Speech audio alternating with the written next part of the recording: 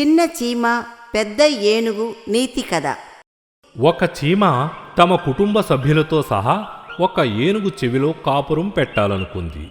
ఆ చీమ ఏనుగు ముందు నిల్చొని పెద్దగా అరుస్తూ, ఓ ఏనుగు, నా మాట విను.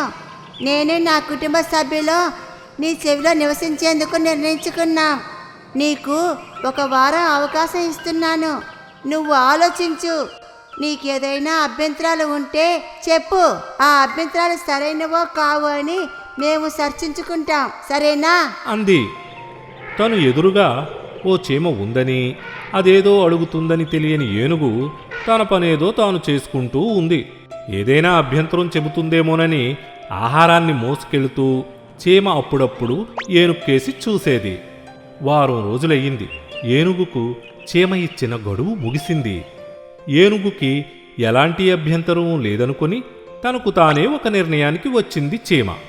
ఏమాత్రం ఆలస్యం చెయ్యకుండా చీమ తన కుటుంబ సభ్యులతో ఏనుగు చెవిలో నివసించేందుకు సమాయత్తమయ్యింది. చీమ భార్య, చీమ పిల్లలు ఏనుగు చెవిలో కాపురం పెట్టాయి. ఏనుగు చెవిలో చీమల కుటుంబం మొత్తం హాయిగా గడిపింది. నెల రోజులు దాటాయి. చీమ భార్యకు ఇంకా ఆ చోటులోనే ఉండాలనిపించలేదు. వెంటనే అది తన భర్తతో మరి ఎక్కడికైనా వెళదాం అని చెప్పింది. ఇంతకాలం తమకు ఆశ్రయం ఇచ్చిన ఏనుగు మనస్సు ఏమాత్రం నొప్పించక దాని చెవిలో నుంచి బయటకు రావాలనుకున్నాయి చీమలు.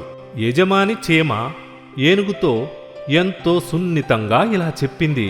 ఓ ఏనుగు, మేము మరో చోటికి వెళ్ళాలనుకున్నాం.